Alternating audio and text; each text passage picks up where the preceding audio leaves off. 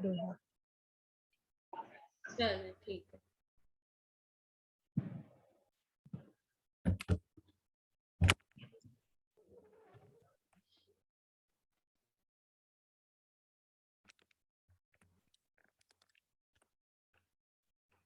Hello, अस्सलाम वालेकुम।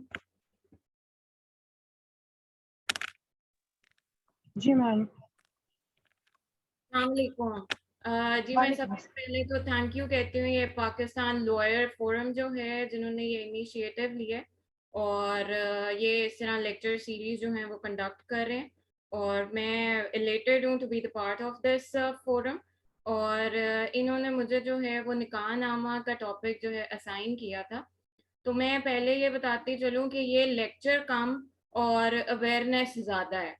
जैसे कि आपको पता है कि किस तरह से पाकिस्तान के अंदर खवातीन जो है वो निकाह नामा का एक फॉर्म जो है उनसे साइन करवाया जाता है, जस्ट अ सिग्नेचर, जिसके अंदर उनको जो उसके कॉलम्स होते हैं वो पढ़ने का मौका भी नहीं दिया जाता। उनको पता ही नहीं है कि उसमें लिखा क्या होता है।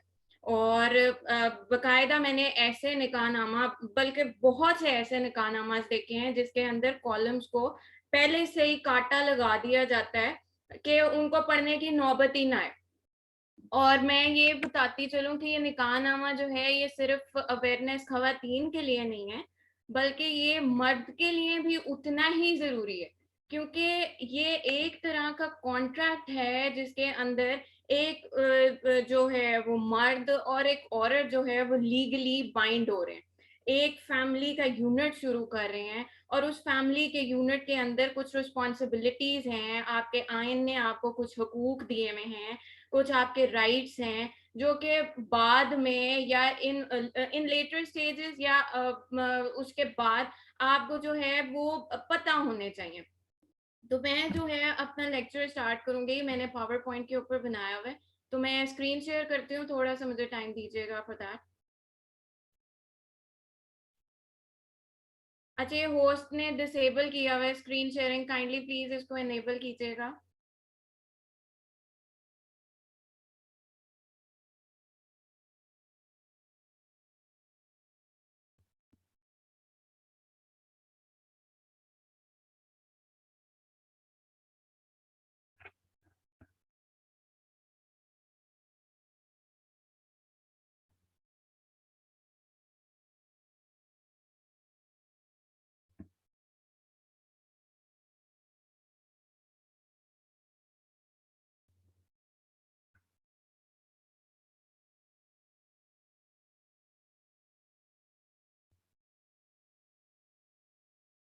मुझे ये बताइए कि आपको ये विजिबल है, स्लाइड्स विजिबल हैं?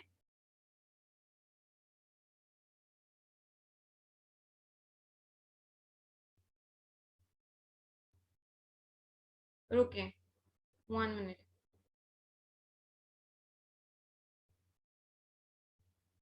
अब विजिबल हैं?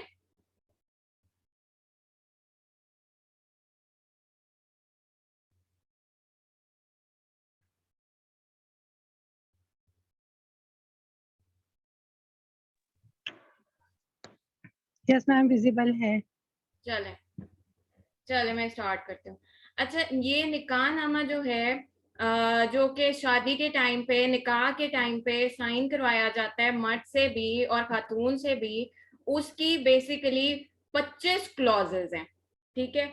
अब उन 25 क्लॉजेस को हम वन बाय वन डिस्कस करने से पहले ये बताएंगे कि निकाह नामा एज एन एक्चुअल है क्या। इसका डिफरेंस है शरिया लॉ के अंदर बाकी सारे मजहब से। जैसे कि अगर शादी का एक कॉन्सेप्ट क्रिश्चियनिटी के अंदर ये दिया जाता है कि ये एक मुकद्दस चीज है और इसको आप रिलीजियसली लेके चलो, नो डाउट इस्लाम में भी शरिया में भी एक ये मुकद्दस चीज जरूर है। लेकिन जो निकाह नामा का डॉक्यूमेंट है वो एज सच एक सिविल कॉन्ट्रैक्ट है जिसके अंदर आपको कुछ राइट्स दिए गए हैं, आपकी कुछ ऑब्लिगेशंस हैं। और ये जो है ये लीगलाइज करता है एक मैरिज को। अब इसके बारे में एक जो है वो लॉ, एक जो है वो केस लॉ भी डिस्कस करते हैं जो कि PLD 1961 सुप्रीम कोर्ट 97 है, जिसका टाइटल खुर्शीद बीबी वर्सेस मोहम्मद अमीन है, जिसके अंदर ये बात की गई है कि जो मुसलमानों का निकाह नामा है या उनकी जो शादी है वो एक मुकद्दस चीज या सेक्रेमेंट चीज नहीं है, बल्कि एक सिविल कॉन्ट्रैक्ट है। अच्छा, अब ये समझ नहीं आता कि ये निकाहनामा कहाँ पे है। पाकिस्तान के अंदर जो ये फैमिली के जो चीजें हैं, जो फैमिली के जो लॉज हैं, वो बेसिकली ज्यादातर मुस्लिम फैमिली लॉ ऑर्डिनेंस 1961 या जिसको MFLO 1961 कहा जाता है, उसके अंदर है। अब हर लॉ के साथ साथ उसके रूल्स होते हैं।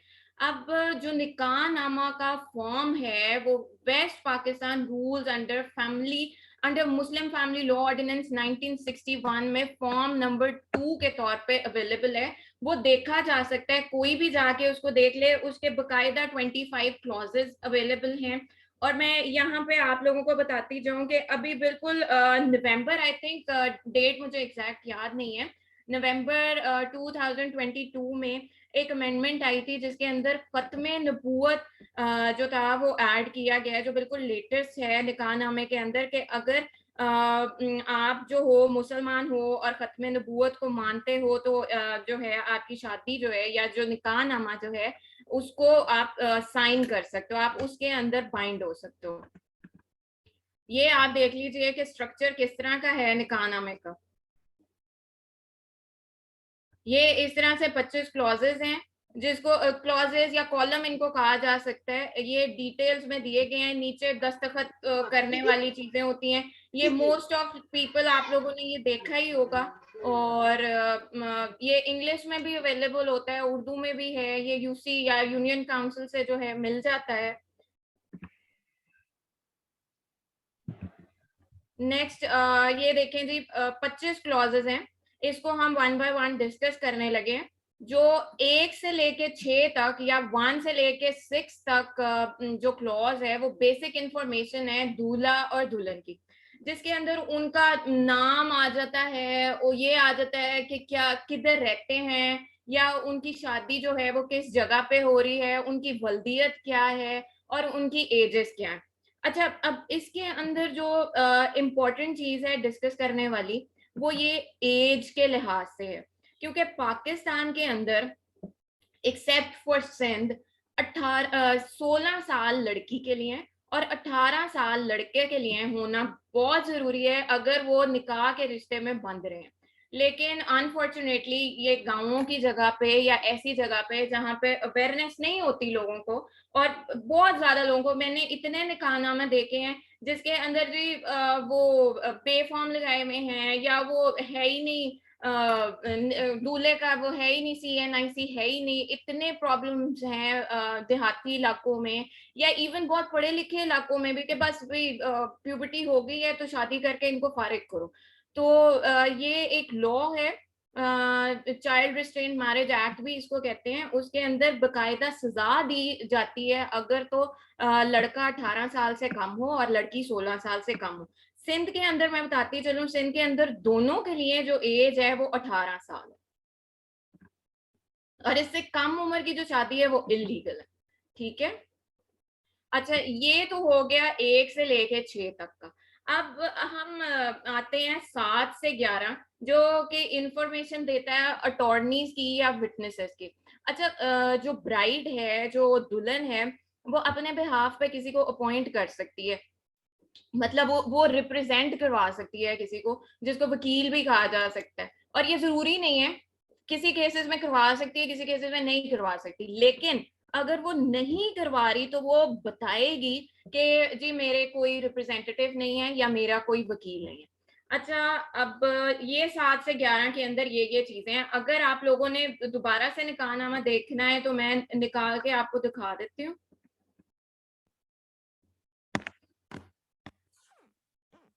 ये देखिए,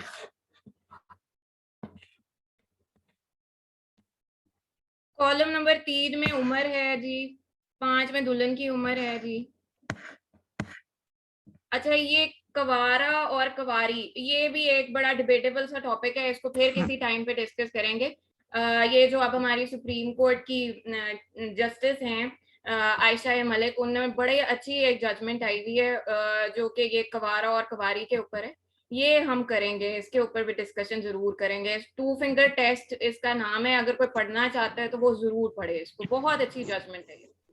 अच्छा, क्लॉज नंबर 12 जो है वो डेट ऑफ मैरिज का बता रहे हैं कि किस दिन शादी होगी है। प्लीज आप अपना जो भी है ये माइक ऑफ कर लीजिए क्योंकि बड़ी डिस्टॉर्शन है, बहुत आवाज आ रही है।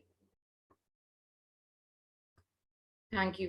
अच्छा, क्लॉज नंबर 12 जो है वो डेट ऑफ मैरिज का बता रहे हैं कि किस दिन ये शादी जो है वो अंजाम पाई है। Am I audible? आवाज आ रही है सबको? जी आ रही है। जी तमीना, ये जो जजमेंट है ये मैं बकायदा एक और लेक्चर के अंदर इसको डिटेल से डिस्कस करूंगी।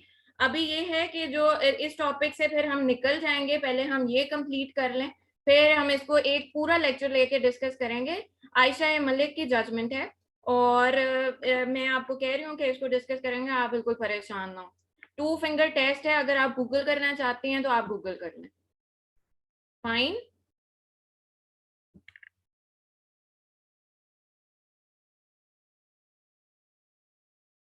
चलें जी, अब हम आते हैं 13 से 17 तक, जिसके अंदर हक महर से रिलेटेड बात की गई है। अब हक महर क्या है? हक महर जो है उसको ये कहा जा सकता है कि हस्बैंड जो है वो अपनी वाइफ को एज ए सिक्योरिटी कुछ अमाउंट जो है वो लिख देता है और ये बाइंडिंग है। अगर तो ये नहीं लिखी जाती तो शादी जो है वो कंसिडर नहीं की जाती। इसके ऊपर कुछ जजमेंट्स हैं, वो मैं आपको दे दूंगी जिसको चाहिए, और वो मुझसे राब्ता कर सकते हैं। अच्छा, अब इसमें ये होता है कि कहते ये हैं कि ये वेव की जा सकती है अगर खातून चाहे तो, जो कि ब्राइड है अगर वो चाहे तो वो वेव की जा सकती है, लेकिन ये भी एक डिस्प्यूटेबल बात है। कुछ जजमेंट के अकॉर्डिंग ये है कि अगर तो खातून कह भी देती है कि मैं वेव करती हूँ तो वो उसको कंसिडर नहीं किया जाता, क्योंकि हक महर जो है वो उसको मैंडेटरी कंसिडर किया जाता है फॉर मैरिज। ठीक है। और हक महर जो होता है वो कैश की सूरत में भी हो सकता है, वो कुछ प्रॉपर्टी भी हो सकती है, जैसे को कुछ निकाहनामा ऐसे होते हैं जिसके अंदर घर जो है वो लिख दिया जाता है एज ए हक मेहर, या ज्वेलरी होते हैं जिसको तलाई जेवरात कहा जाता है जिसकी कोई वैल्यू हो, ताकि जो खातून है उसको सिक्योरिटी मिल जाए। और इसके बिहाइंड एक मकसद ये है कि मैं चले वो आपको बताती हूँ। इसकी पहले टाइप्स हम देख लेते हैं। हक महर की दो तरह की किस्में होती हैं। एक जो है वो मॉडल या प्रॉम्प्ट, एक जो है वो गैर मॉडल या डेफर्ड। जो प्रॉम्प्ट होता है वो at the time of marriage दिया जाता है और वो लिखा भी जाता है निकाहनामा के ऊपर कि ये इतनी अमाउंट जो है वो दे दी गई है। ठीक है। अब जो गैर मॉडल है उसके अंदर ये है कि या तो वो डिमांड के ऊपर दिया जाए, मतलब जब खातून डिमांड करे तो वो तब दे दिया जाए, या वो तब दिया जाए जब जब के तलाक हो रही हो। ठीक है। तो इसका एक यहाँ से अगर हम देखें डेफर्ड से, तो इसका एक मकसद ये समझ आता है कि बिला वजह या कोई छोटी छोटी बातों के ऊपर मर्द को वो जो एक अथॉरिटी दी जाती है कि वो मैं तुम्हें तलाक दे दूंगा, मैं तुम्हें 3 लफ्ज की मार हो तुम, ये हमारी सोसाइटी का एक बड़ा डार्कर किस्म का पहलू है कि मर्द अपने ये अथॉरिटी समझता है और खातून को डराए रखता है। तो उससे थोड़ा सा बैक ऑफ करवाने के लिए ये एक अमाउंट जो है वो उसके लिए इस तरह से एक रुकावट सी बन जाती है कि अगर मैं तलाक दे दूंगा तो इतना सब कुछ लिख दिया गया, ये मैं कहाँ से दूंगा। तो इसकी एक मसलहत ये भी कंसिडर की जाती। रुके मैं आपके लोगों की कोई चार्ट देख लूँ आएंगी। अच्छा, हक महर की जो लिमिट है वो पहले तो कुछ और होती थी, जो कि इस्लामी टाइम के अकॉर्डिंग कुछ खजूरें या इस तरह की कोई है, मैं एग्जैक्ट नहीं मुझे याद है, लेकिन कहते ही हैं कि अब इसकी कोई लिमिट नहीं है, जितना मर्द की कैपेसिटी में है वो दे सकता है। Got the answer?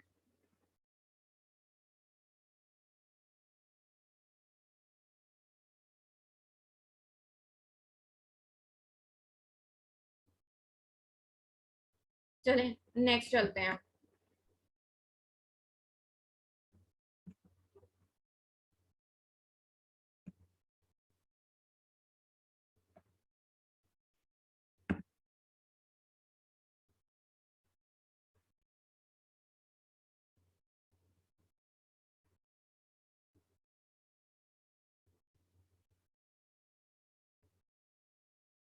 अच्छा, ये क्लॉज नंबर 15 को थोड़ा सा अगर मैं डिटेल में बता दूं तो वो ये कहता है कि कितनी अमाउंट जो है वो दे दी गई है, ठीक है। अब क्लॉज नंबर 16 जो है वो प्रॉपर्टी को डिस्कस करता है कि क्या प्रॉपर्टी की वैल्यू है, अगर तो प्रॉपर्टी इन केस ऑफ हक मेहर दी गई है। सही। अच्छा, ये बड़ा इंटरेस्टिंग है। क्लॉज नंबर 17 जो है वो एक कंडीशंस जो हैं वो रखी जाती हैं कि किन कंडीशंस के ऊपर मियाँ और बीवी जो है गुजारा करना चाहते हैं। जैसे कि इसके अंदर कहा जा सकता है कि इसका बड़ा वाइडर सा स्कोप है कि कितनी को मंथ मेंटेनेंस कितनी देगा मर्द, या खातून जो है अगर वो जॉब करना चाहती है वो करेगी नहीं करेगी। मतलब ये सारी वो बातें हैं जो एक जो मैरिज का एक आपका यूनिट बन गया है, उसके अंदर क्या क्या होना चाहिए, क्या क्या सेटिंग होनी चाहिए। तो ये बड़ा इंपॉर्टेंट और बड़ा मजेदार सी एक क्लॉज है जिसको अक्सर अक्सर जो है वो इग्नोर कर दिया जाता है, काट दिया जाता है। ये किसका क्वेश्चन आया, रुके मुझे रीड करने दें। निकाह के वक्त दूल्हे वाले को ब्लैकमेल किया जाता है कि कर्ज लिखें निकाह नामे में, खुला के बाद क्या कर्ज देना जरूरी है दूल्हे को, दुल्हन ने सोना भी वापस नहीं किया। हाँ जी, ऐसी बातें होती जरूर है, सही कह रही हैं आप तहमीना। अच्छा, ओरल निकाह का कॉन्सेप्ट ये है कि ओरली निकाह तो हो जाता है लेकिन फिर उसको कोर्ट ऑफ लॉ में चैलेंज नहीं किया जा सकता, और ये नादरा में भी ऑब्वियसली रजिस्टर्ड नहीं होता। तो इसके बारे में ये है कि कोई रिकॉर्ड ही नहीं होगा तो फिर आप कोर्ट ऑफ लॉ में किस तरह जाएंगे, या आगे की बड़ी ये बड़ा कॉम्प्लेक्स वो हो जाता है, कॉम्प्लिकेटेड हो जाता है ये मैटर। तो ओरल निकाह शरई जायज है, जरूर होता है, लेकिन ये फिर अगर पाकिस्तानी लॉ के अकॉर्डिंग देखा जाए तो फिर ये आप किसी कोर्ट ऑफ लॉ में चैलेंज करने के ना वो रहता नहीं है, कोई आपके पास डॉक्यूमेंट ही नहीं है। Got the answer?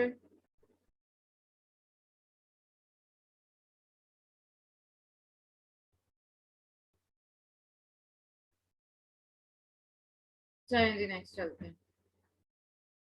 अच्छा, ये कॉलम नंबर 18 और 19 जो है ना, ये मैंने सोचा था कि अभी तो हम बड़ा ब्रीफली इसको डिस्कस कर लेते हैं, लेकिन इसके ऊपर भी एक पूरा लेक्चर कंडक्ट किया जाएगा क्योंकि ये भी एक अवेयरनेस से रिलेटेड एक चीज है।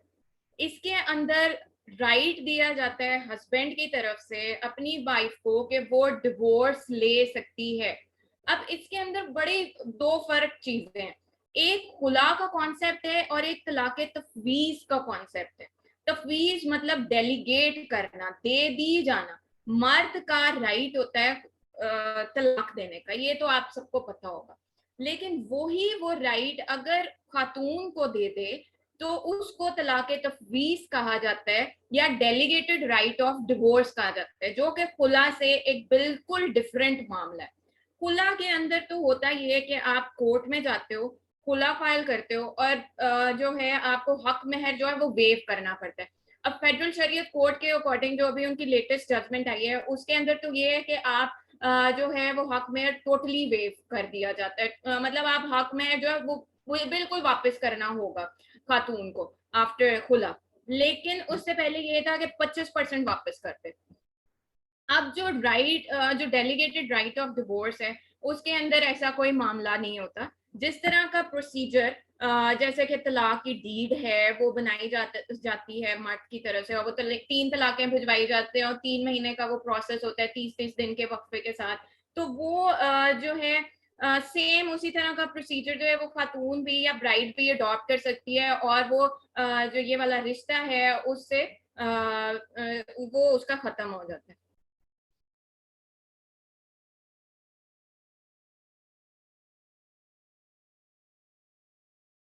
अब मुझे ये बताइए, किसी को तलाक तफवीज के अंदर कुछ छोटा सा थोड़ा सा डाउट हो तो वो मुझसे क्वेश्चन कर लें ताकि फिर हम आगे चलते हैं।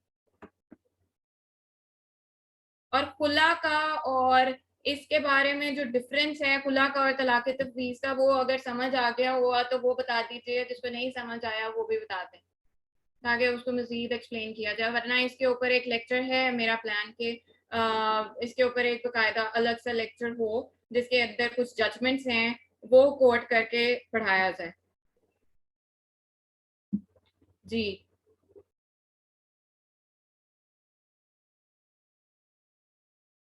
आई थिंक कोई क्वेश्चन नहीं है, चले हम आगे चलते हैं।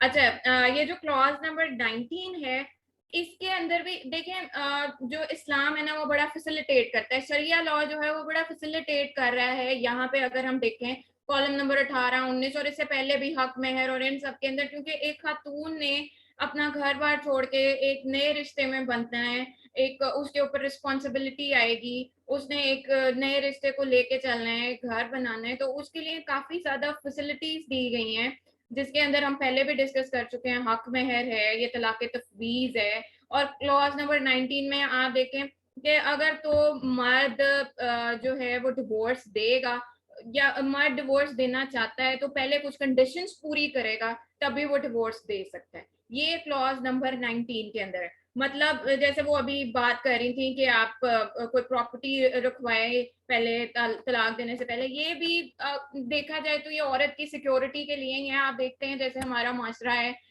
खातून को ऐसे फाइनेंशियल सिक्योरिटी नहीं है, पहले वो बाप माँ पे डिपेंडेंट होती है, फिर उसके बाद वो जब दूसरे घर जाती है तो वो अपने हस्बैंड के ऊपर डिपेंडेंट होती है। तो ये उसको फैसिलिटेट करने के कुछ ऐसे एक दो पॉस्चर ये हैं, क्लॉजेस हैं। इसके ऊपर कोई क्वेश्चन हो तो प्लीज पूछिएगा।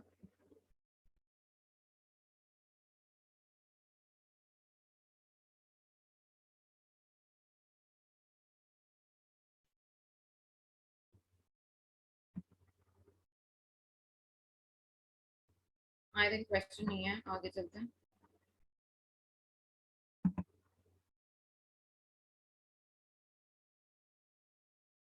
अच्छा, कुछ कंडीशंस के बारे में हम पहले बात कर चुके हैं, एक कॉलम के अंदर कंडीशंस था, अब ये उसको बड़ा वाजे तौर पे यहाँ पे डिस्कस करेंगे।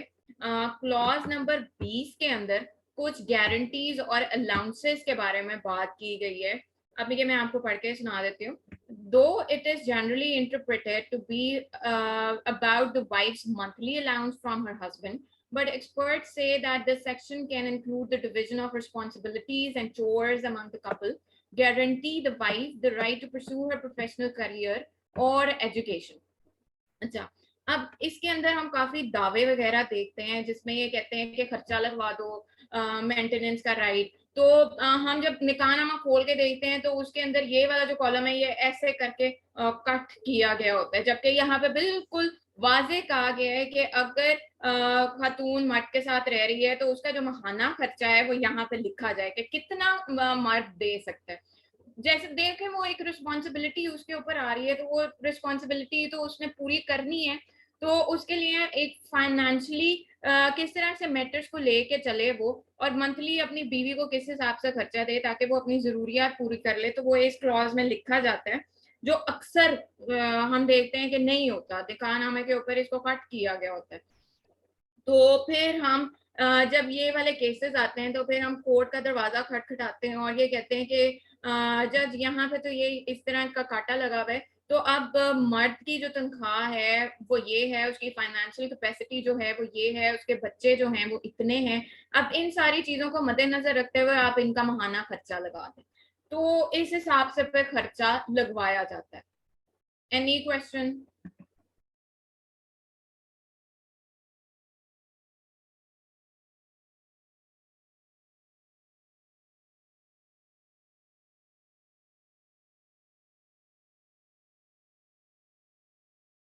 चलें, नो क्वेश्चन।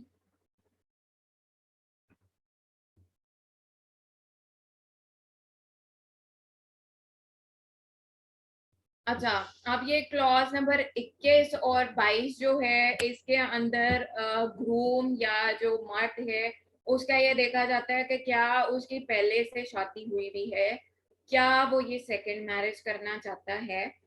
इसमें ये है कि पाकिस्तानी लॉ के अकॉर्डिंग सेकंड मैरिज अलाउड तो है, जरूर, लेकिन उसके अंदर पहले से वाइफ से परमिशन लेनी पड़ती है। अगर तो वो रिटन परमिशन दे देती है then he can marry for the second time, वरना ऐसा कुछ नहीं है, उसको तलाक देनी पड़ेगी। ठीक है।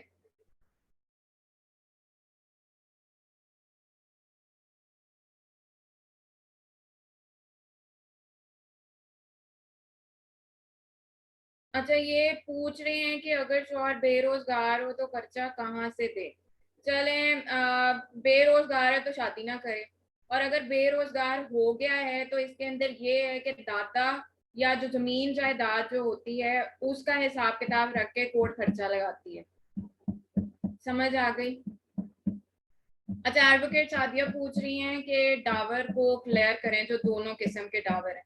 मैं दोबारा से बता देती हूँ, दो किस्म के डावर हैं, एक तो है प्रॉम्प्ट और दूसरा जो है वो ये क्या कह रहे हैं, सामने चार्ट का जायजा है, अदालत ऐसे फैसले क्यों करे। मैं आपको ये क्लियर करती हूँ, वेट कीजिएगा। अच्छा, जो दो किस्म के डावर हैं उसमें पहला तो प्रॉम्प्ट डावर है, दूसरा जो है वो डेफर्ड डावर है। प्रॉम्प्ट डावर जो है वो at the time of marriage या निकाह के ऊपर फौरन दिया जाता है, फौरन अदा कर दिया जाता है।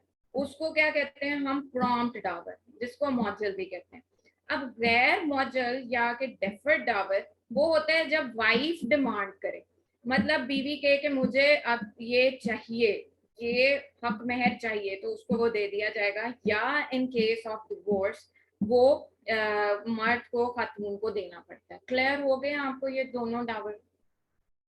एडवोकेट सादिया प्लीज बताइए। चलें जी, थैंक यू। अच्छा, ये जो आप कह रही हैं तमीना कि इस्लाम में चार निकाह जायज़ हैं, तो वो आप ठीक कह रही हैं, जायज़ तो हैं, लेकिन कुछ हमारी जो जजमेंट्स हैं या कुछ ऐसा, ये जो लॉज हमारे हैं जिसको MFLO या मुस्लिम फैमिली लॉ ऑर्डिनेंस कहते हैं, ये भी शरिया लॉ से ही अखज़ किए गए हैं, और बहुत इंटरप्रिटेशंस और इसके बाद रिसर्च के बाद ये बनाए गए हैं, और रिस्ट्रिक्शंस वगैरह देख के बनाए गए हैं। तो ये दोनों कोई कॉन्ट्रडिक्ट बिल्कुल भी नहीं कर रहे, कॉन्ट्रडिक्शन नहीं है, मसलहत के तहत चला जाता है। और आपको जैसे पता है कि कुरान में जो कहा गया है वो ये है कि इंसाफ, तुम शादी ज़रूर करो या निकाह ज़रूर करो, बशर्त ये कि तुम इंसाफ कर सको, जो कि तुम नहीं कर सकते। तो यहाँ पे मुझे लगता है कि काफ़ी बातें क्लियर हो जाती हैं। मैं इसकी डिबेट में नहीं जाना चाहती क्योंकि इट्स अ कंट्रोवर्शियल थिंग, और ये काफ़ी कंट्रोवर्शियल तो नहीं हम इसको कह सकते, ये डिबेटेबल है। और आप भी इसके ऊपर डिबेट कर सकती हैं, मैं भी इसके ऊपर डिबेट कर सकती हूँ, और जो है ये काफ़ी लंबा है और ये काफ़ी आगे तक जाएगा। तो मैं ये कहती हूँ कि ये लेक्चर को कंक्लूड करें तो ये ज़्यादा अच्छा है। सही है।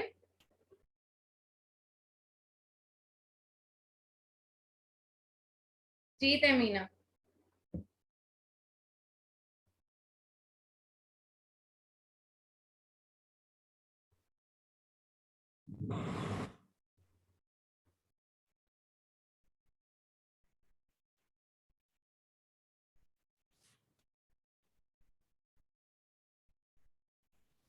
सादिया, ये आप किस हिसाब से रूल्स पूछ रही हैं, प्लीज एक्सप्लेन कीजिएगा।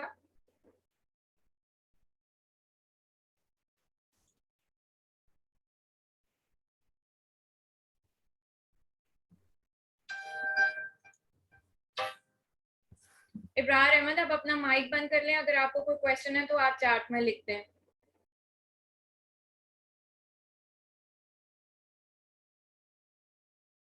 शादी करने के लिए क्या क्या जरूरी है। अच्छा, शादी करने के लिए कॉन्सेंट का होना बहुत जरूरी है, मर्द की तरफ से भी और खातून की तरफ से भी, क्योंकि ये एक कॉन्ट्रैक्ट है, मैं पहले आपको बता चुकी हूँ। तो जहाँ जो ये लॉ के स्टूडेंट्स हैं उनको ये बहुत अच्छे तरीके से पता होना चाहिए कि कॉन्ट्रैक्ट के अंदर दो चीजें बहुत अहम होती हैं, एक ऑफर और एक एक्सेप्टेंस, और ये दोनों पूरी होंगी तो कोई भी कॉन्ट्रैक्ट जो है वो वैलिड कंसिडर किया जाएगा। तो सबसे पहले तो ये, दूसरा एज, सही है। तीसरा ये कि अगर मैं दूसरे हिसाब से बताऊं तो वो ये कि फाइनेंशियली लड़का स्टेबल हो, जो कि लड़की की फाइनेंशियल रिस्पॉन्सिबिलिटी उठा सके, बच्चों की आगे फाइनेंशियल रिस्पॉन्सिबिलिटी उठा सके।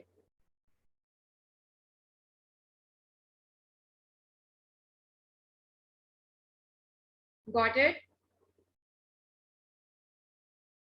आंसर आपको मिल गया तो काइंडली यस कीजिए, आगे चलें फिर।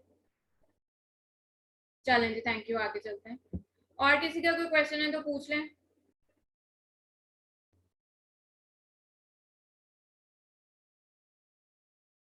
सेकंड मैरिज से रिलेटेड किसी का क्वेश्चन है तो पूछ लें, नहीं तो हम नेक्स्ट स्लाइड पे चलें।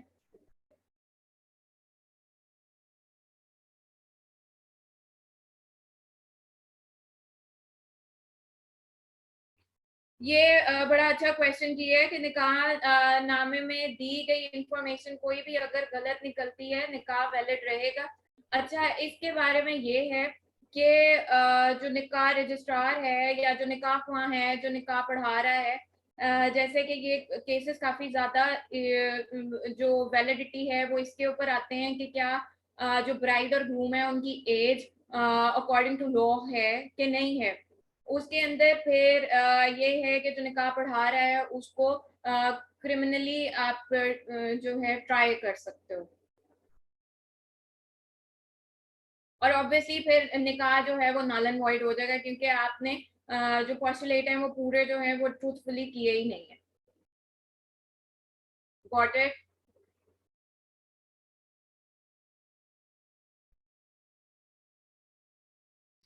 चलें आगे चलते हैं।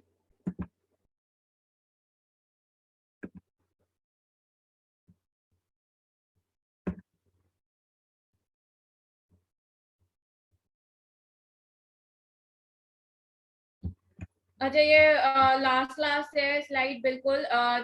23 से लेके 25 तक या 23 से लेके 25 तक निकाह ख्वाह डेट और फीस जो है वो रजिस्ट्रेशन की वो उसके बारे में बताया गया है।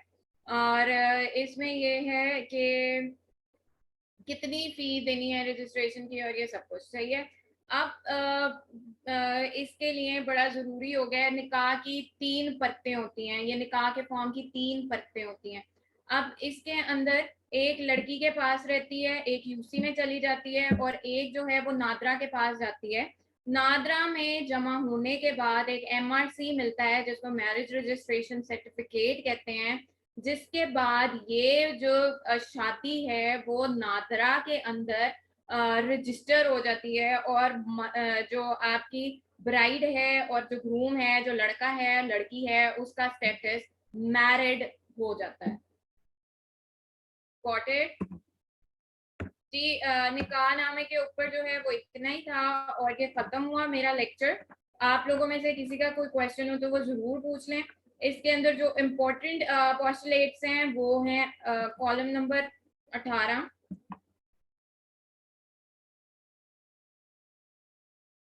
सही है, डेलीगेटेड राइट ऑफ डिवोर्स जिसको हम कहते हैं।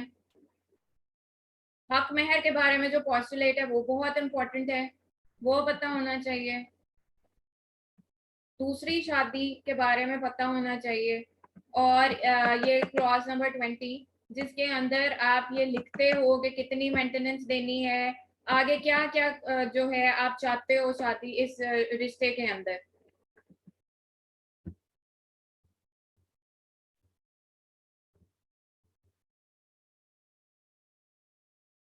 20th क्लॉज का आप क्या पूछ रहे हैं?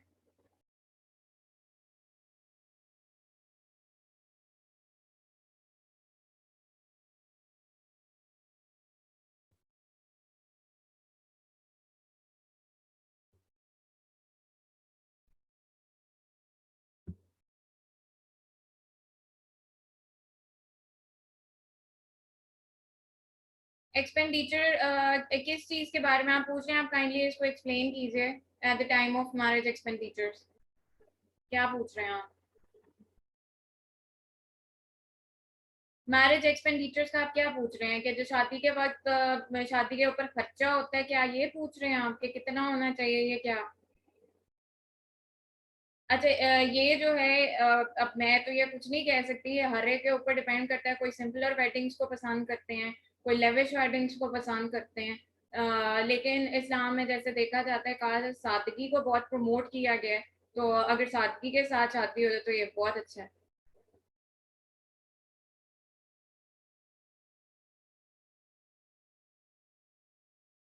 किस चीज का मेंशन करना जरूरी है? इसके मैम मैं ये जानना चाह रहा हूँ कि ना 20 नंबर क्लास में ये लिखा हुआ है कि ना जो एट द टाइम मैरिज जो है ना खर्चा वगैरह ब्राइड की ग्रूम की तरफ से जो भी होता है वो सारा मेंशन किया जाता है। तो एट द टाइम जब अगर है ना वाइफ जो है क्लेम करती है या उनका कोई मसला ऐसा डिस्प्यूट हो जाता है तो वो हस्बैंड है ना वो उस चीज़ का क्लेम कर सकता है कि भाई आप मेरा इतना खर्चा हुआ है और ये मुझे दिया जाए, अमाउंट के साथ जो उसका ना हक मेहर होता है। हाँ जी। तो उसमें वो हस्बैंड जो है वो क्लेम कर सकता है कि भाई मेरा इतना खर्चा हुआ ये मुझे रिटर्न किया जाए। तो ये चीज़ इसमें मेंशन की जाती है या नहीं? मेरा इतना खर्चा शादी पे हुआ मुझे वापस किया जाए, ये आप कह रहे हैं? जी जी बिल्कुल। नहीं, ऐसी कोई चीज मेरी नजर से नहीं गुजरी। मैडम 20 नंबर क्लास कह रहा है, क्या कह रहा है 20 नंबर क्लास में कह रहा है कि at the time of marriage जो जितने भी हैं उसके ना एक दस्तावेज बनाए जाएं। जो भी बंदे का खर्चा हो रहा है, हस्बैंड का जो भी खर्चा हो रहा है वो सारे इसको ना मेंटेन एक प्रॉपर डॉक्यूमेंट बनाया जाए जिसके साथ वो फाइल किए जाएं। और जब ऐसा कोई 20 नंबर डिस्प्यूट जो होता है, है। 20 नंबर जो है वो सिर्फ ये गारंटीज और अलाउंसेस को डील कर रहा है, जिसमें वो ये बता रहा है कि खातून को कितना मंथली खर्चा देना है, मर्द को क्या कोई रिस्पॉन्सिबिलिटी डिवाइड होगी बिटवीन द कपल, या क्या अगर वो परसू करना चाहती है अपना करियर वो करेगी। मतलब ये छोटी छोटी सी चीजें हैं जो ये बताएंगी कि मैरिज या जो आपके जिस रिश्ते में आप बंधे हैं वो किस तरह से गुजारना है आप लोगों ने। इसमें ये बात हुई हुई है। मैम आपने जो मैरिज का फॉर्म 2 जो दिखाया है ये पंजाब का है या सिंध का है? जी, ये एक ही होता है सबका। MFLO मेरे पास जो नंबर 2, ये मेरे मैंने आपको सोर्स बता दिया है। मेरे पास जो फाना निकाह नामा फॉर्म 2 पड़ा हुआ है उसके अंदर मेंशन ये लिखा हुआ है कि निकाह के टाइम पे जो है ना उससे खर्चा वगैरह हो जाता है उसके दस्तावेज तैयार किए जाएं, उसका फिर मुख्तसर आप हवाला मेरे दें। से शेयर करें तो 20 नंबर क्लास मैं में। इसके ऊपर और इंफॉर्मेशन लेके तो आपको गाइड कर सकती हूँ। चलें ठीक है, थैंक यू।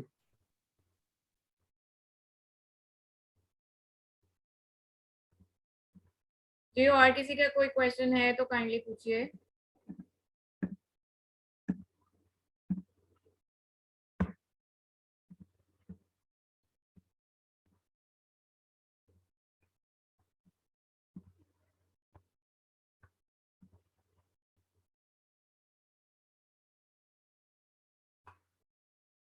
सरप्राइजिंगली किसी ने जब मैं कह रही थी कि इम्पोर्टेंट जो पॉस्टुलेट्स हैं उसमें ये मेंशन नहीं किया चाइल्ड मैरिज वाला। और ये बेतहाशा केसेस हैं, आपके इर्द गिर्द भी होंगे, आप सबके नजदीक आपने ये जरूर देखे होंगे कि बहुत छोटे छोटे बच्चों के जो है वो निकाह हो जाता है और इस चीज को बड़ा नॉर्मल सा कंसिडर किया जाता है। तो आप लोगों के इसके ऊपर कोई सवाल या कोई ऑब्जेक्शन, या आप लोग उनमें से किसी का कोई एक्सपीरियंस हो कि आपने इसके ऊपर आवाज उठाई हो या इसके ऊपर कभी कोई बात की हो या समझाया हो, लोगों को अवेयरनेस दी हो?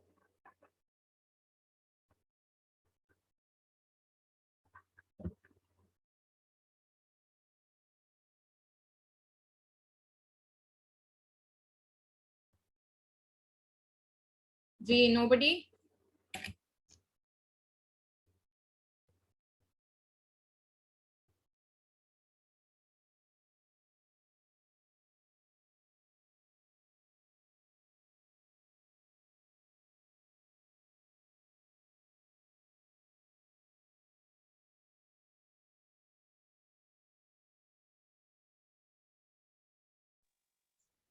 हेलो।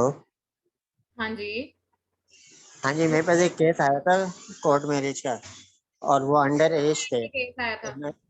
जी जी, कोर्ट जी मैरिज का। जी जी। तो अंडर एज थे वो लोग, कपल जो थे वो जी, मेच्योर भी नहीं थे, यानी हम्म। 14-15 साल की उम्र थी। तो सही। मैंने उनको मशवरा दिया कि पहले आप लोग 18-19 तक तो हो जाए, फिर आप लोग शादी कर लें। तो अच्छा, फिर उन लोगों को समझ में आया तो फिर वो लोग चले गए। चलें, that's very nice, that's very nice. तो मैंने बोला आप लॉयर हैं बाय प्रोफेशन? जी, मैं एडवोकेट मतीन हूँ, कराची से। आप कहाँ से? कराची से? अच्छा, जी ये बड़ी अच्छी बात है। मैंने देखा है कि बल्कि हमारी कम्युनिटी के बारे में बड़ी ये बात की जाती है कि बस इनको पैसा चाहिए होता है और ये और वो लेबल एक लगा हुआ है जो हमारे ऊपर। तो बड़ा ये पॉजिटिव चीज मुझे लगी है आपकी कि आपने इस चीज को, मोरालिटी को प्रेफर किया है इन सब चीजों पे। जी, मेरे पास ऐसे आते रहते हैं तो मैं उनको मशवरा देता हूँ, तो फिर वो लोग उनके समझ में आ जाते हैं तो वो लोग चले जाते हैं। ये तमीना कह रही हैं मेरे फैमिलीज में बच्चों की 14 साल की उम्र में शादी करवाते हैं, जो 20 साल की हो जाए उसके लिए रिश्ते खत्म खानदान में। Surprise, I am surprise. रिश्ते खत्म कैसे हो जाते हैं 20 साल की उम्र में? मुझे ये समझ नहीं आता। मैं सिर्फ ये कहना चाहती हूँ कि देखें, बच्चे को उसका बचपन जरूर जी लेने दें। ये ज्यादती है उसके साथ कि आप उसके ऊपर इतनी रिस्पॉन्सिबिलिटी डाल दें, क्योंकि शादी कुछ खेल तमाशा नहीं है, ये एक प्रॉपर रिस्पॉन्सिबिलिटी है। एक प्रॉपर खानदान है, आगे बच्चे हैं, उनकी ग्रूमिंग है, पेरेंटिंग एक बहुत बड़ी चीज है। तो एक बच्चे से आप कैसे एक्सपेक्ट कर सकते हैं कि वो एक अच्छा पेरेंट भी होगा?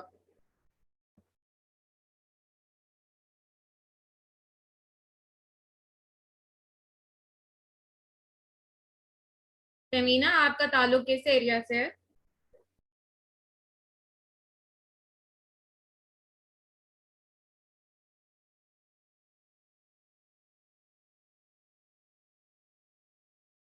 बलोचिस्तान से।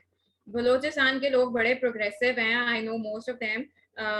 तो आई डोंट नो कि ये क्या मैं सुन रही हूँ, ये मैंने बड़ी पहली दफा ही सुना है कि 14 साल 20 साल की उम्र में बच्चे बूढ़ा कंसिडर करने लग जाते हैं। तो जी आहिस्ता मैडम, वहाँ आहिस्ता कम उम्र में शादी देखें, होती है। आहिस्ता आहिस्ता देखें। जैसे आप हैं, आपको ये पता है कि ये चीज गलत है, आपके साथ और भी बहुत से ऐसे लोग होंगे जिनको इस चीज के बारे में अवेयरनेस है कि ये चीज गलत है, तो जरूर चेंज आएगा, जरूर। आप देखना इस चीज के बारे में जो है वो आगे लोग बात किया करेंगे, इसको कहा करेंगे कि ये गलत है। तो ये बहुत बड़ी चीज है। जिमतीन, आप कुछ कह रहे थे? मैं ये कह रहा था, बलूचिस्तान में लोग 14 साल की उम्र में करते हैं, अच्छा। छोटी उम्र में। अच्छा। लेकिन उन लोगों को बाद में अकल आती है जब। मैं आपको एक बात बताऊं, मतीन, हम ये नहीं कह सकते कि सिर्फ बलूचिस्तान में करते हैं, हम ये नहीं कह सकते कि सिर्फ बैकवर्ड एरियाज में लोग इस तरह के काम कर रहे हैं, हम किसी एरिया को स्पेसिफाई नहीं कर सकते। ये एक सोच है। ये सोच जो है ये हो सकता है कि बहुत पढ़े लिखे लोगों के अंदर भी हो। इस माइंड ये एक माइंड सेट है जो कि हो सकता है शहरी इलाकों में भी हो। ये हम किसी इलाके को लेबल नहीं कर सकते इसके लिए कि यहाँ पे ही होता है ये काम। तो इस सोच को निगेट करना है, इस सोच को खत्म करने की जरूरत है। जो हम जैसे लोग, जो बाशऊर लोग हैं, वो इसके बारे में जब बात करेंगे, इसको गलत कंसिडर करेंगे, तो ये काफी हद तक बेहतर हो जाएगा। जी, तो और ये खत्म कैसे होगा? हाँ जी। ये प्रॉब्लम खत्म कैसे होंगी कि अंडर एज के अंदर शादियां हो रही हैं?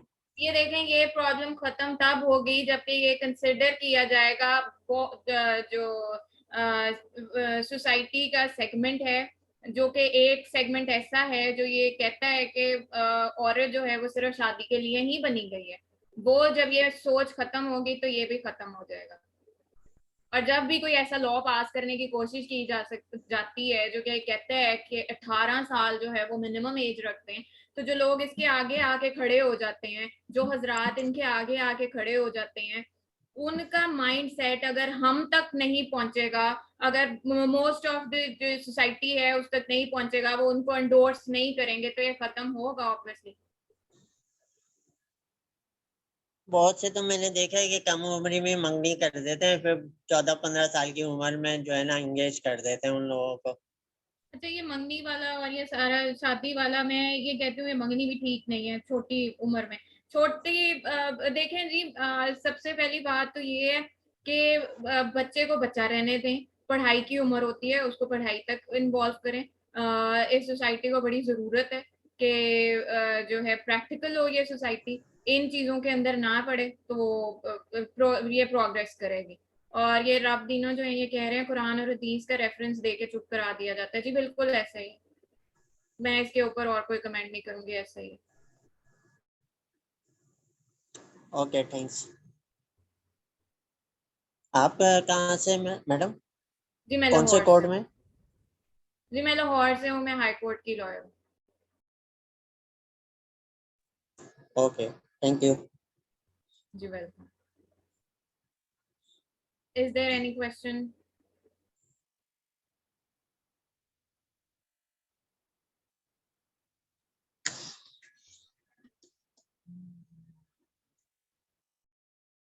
किसी का कोई क्वेश्चन है और तो आप कीजिए, या कोई किसी टॉपिक के ऊपर कोई डिबेट करना चाहता है तो you are open to that, क्योंकि यहाँ पे अक्सर डिबेट का मौका नहीं दिया जाता।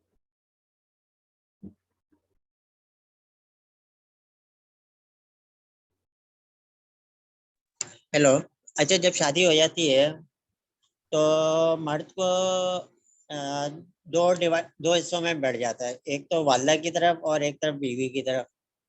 अब आप ये बताएं कि मर्द जो है वो खर्चा दोनों को देगा या वाइफ को देगा या मदर को देगा, इस पे जरा रोशनी देखिए डालो। रिस्पॉन्सिबिलिटी के हिसाब से अगर देखा जाए तो मर्द की रिस्पॉन्सिबिलिटी शादी के बाद बढ़ जाती है। उसने एक फैमिली को भी देखना होता है जो कि वो नई बना रहे, और दूसरी फैमिली को भी देखना होता है जो ऑलरेडी उसके साथ चल रही है।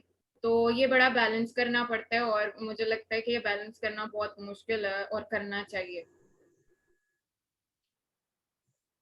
अच्छा, दूसरा ये कि अगर वाइफ जॉब कर रही हो तो जी, फिर खर्चा किसको दें, वाइफ को या मदर को?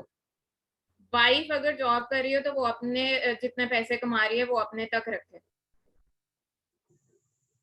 तो हस्बैंड से तो क्लेम नहीं करे ना क्या कि मुझे हस्बैंड? भी खर्चा दो महीने का, लेकिन नान नफके की मंथली जिम्मेदारी, एक्सपेंस दो। नान नफके की जिम्मेदारी अकॉर्डिंग टू शरिया ये मर्द पे है, तो वो तो उसको देना ही होता है। हेलो, आवाज कट रही है।